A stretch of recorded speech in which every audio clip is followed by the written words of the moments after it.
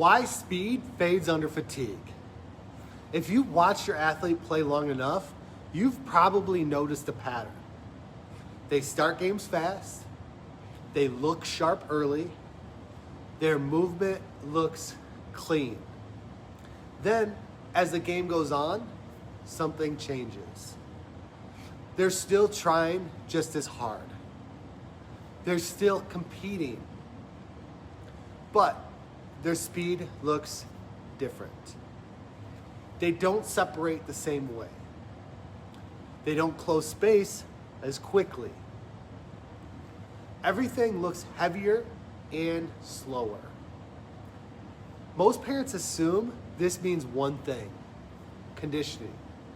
And that assumption makes sense because fatigue is involved. But here's the important distinction that almost nobody explains clearly. Fatigue doesn't cause speed to disappear. Fatigue reveals what is inefficient. And the quality that determines whether speed holds or fades under fatigue is elasticity. Elasticity is one of those words that gets thrown around, but rarely explained in a way that actually helps parents understand what's happening. At a simple level, elasticity is the body's ability to absorb force and reuse it efficiently. Every time an athlete runs, jumps, or changes direction, their body is dealing with force. When elasticity is high, the body absorbs that force, stores it, and releases it smoothly into the next movement. When elasticity is low, force gets absorbed poorly, energy leaks, muscles work much harder to compensate. That compensation is expensive, and over time, it shows up as fatigue. Not because the athlete is out of shape, but because every movement costs more than it should. Early in a game, energy is high. When energy is high, the body can hide inefficiencies. An athlete with low elasticity can look fast early because they're fresh enough to muscle through poor force reuse. But as fatigue sets in, the body loses that ability. That's when you start hearing athletes say things like, "My legs feel heavy. I'm still trying, but it feels slower. Everything takes more effort." Those statements are incredibly consistent, and they're not random. They're describing what it feels like when elasticity is low and muscles are doing more work that connective tissue should be helping with. This is where a lot of well-meaning programs miss the mark. When speed fades, the instinct is to add conditioning. More running, more intervals, more volume. Conditioning improves energy supply. Elasticity improves energy efficiency. You can improve how much fuel the system has, but if the system is inefficient, you're just delaying the breakdown, not fixing it. That's why some athletes are in phenomenal shape and still fade at the end of games. They're conditioned, inefficient movers. Low elasticity doesn't mean an athlete looks slow all the time. It shows up in patterns. Stride length shortens under fatigue, ground contact gets longer, movements lose pop.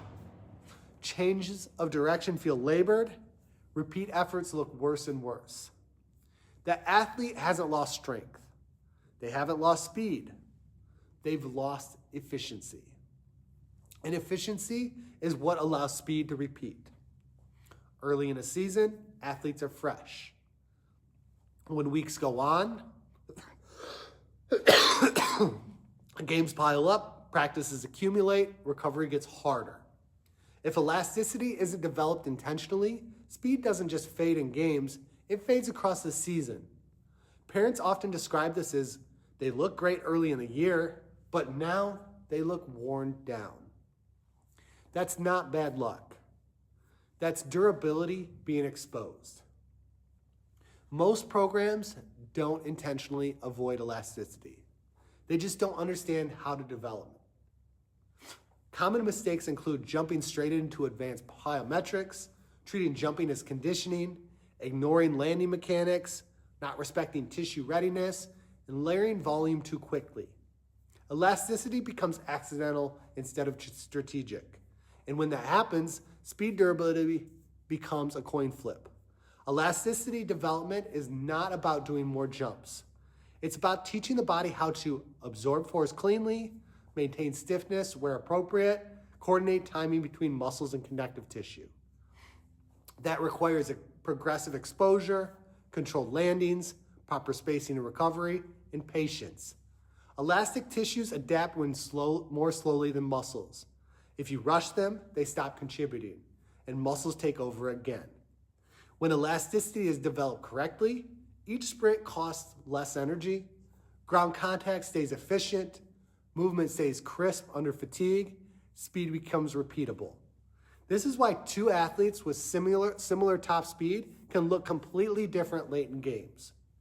One is muscling every step, the other is reusing force efficiently. The difference is elasticity. If you're trying to evaluate whether elasticity is being developed, ask better questions. Not, do they do plyos, but how are landing mechanics taught? How is plyometric volume progressed? How is fatigue managed? How is repeatability evaluated?